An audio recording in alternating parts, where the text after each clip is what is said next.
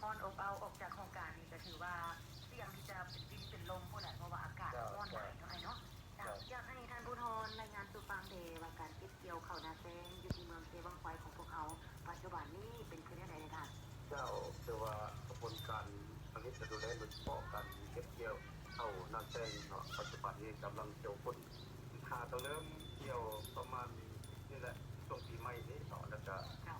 ปัจจุบันนี้กำลังเกี่ยวคนแต่ว่าเข้ากระสุกเก็บตรงแล้วล่ะเนาะแต่ถือว่าเมื่อปัจจุบันนี้จะหาก็ได้ประมาณ20%นะของเงินที่ทั้งหมดแต่เงินที่ของทั้งหมดปัจจุบันนี้ก็ถือว่าเก็บตัวจริงก็เป็น2,622เนาะแต่แผนของพวกเราแหละแม่น2,550ก็ลื่นแขนเลยนั่นขัดกันในผลผลิตก็ได้ประมาณ4,000 ฝ่ายต้นมาแล้วแต่ว่าตัวจริงแล้วปัจจุบันกำลังแต่งตั้งคณะวิชาการลงไปเก็บกรรมเอาสมรรถภาพของเขาเนาะรายละเอียดก็คือว่าอาจจะเป็นประมาณอีก2-3 วันอาจจะมูจับเกี่ยวกับผลผลิตตัวจริงเนาะสำหรับปรับตัวจริงคือว่าปัจจุบันนี้ชาวเกษตรกรหลายๆคนกับความที่จะคุ้นเกี่ยวในการเกี่ยวนะคะเนาะในเรื่องกลจักในการผลิตเดินทางอยู่ในเมืองของพวกเรามีทางแห่งคือเท่าไหร่โดยเฉพาะกับการเกี่ยวนี้น้ำใต้คนบอกเกี่ยวอยู่ในปัจจุบันก็คือว่ามันก็มีหลากหลายในการรูปแบบของผลผลิตที่จะมีทางเลือกของเขาเจ้าจะมีรถจูดจำนวนหนึ่งเนาะรถเกี่ยวนั่นแหละรถจูดหรือว่าตัวนี้จะทันสมัยนั่นแหละแล้วก็ที่อันนึงก็เป็นกดจับประเภทอันรถอัดแล้วก็มีคนเก็บลักษณะนาแล้วก็มีจับลักษณะอันประยุกต์จับตัดหญ้านะแต่ว่าทำผลใช้ตัดเข้ากับกระไวขึ้น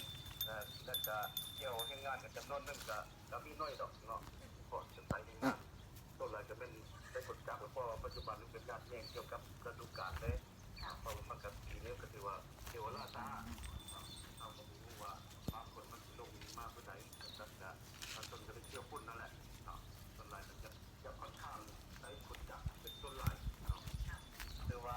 ใช้กดจับเป็นต้นลายเขาเจ้าจะเก็บเกี่ยวเป็นสินค้าเนาะหรือว่าดูออกมาเราจะขายเลยกับตามนะเรื่องของการและสำหรับสมรรถภาพการผลิตในทันจะได้ระดับขั้นหมายที่วางไว้บนทันทั้งเมืองของพวกเขาว่างจะได้ผ่านไว้จะสูงเขาแล้วจะเดียวว่างไว้จะมีค่าชุด6 ต้นที่ตาไปเลยขายเฉลี่ยผลผลิตประมาณ4,340 ต้นแต่ว่าตัวจริงนี่มันก็พัฒนาโน้ตขึ้นว่าบางเรื่องก็จะลุกแต่ว่าหน้าที่มันลื่นบางเรื่องก็ดีพอๆกันแหละเนาะตัวเรื่องที่เขาลื่นเหตุการณ์เล็กรถก็จะรุดลายแต่ว่ายิงใส่สภาพปีนี้จะเข้ามันก็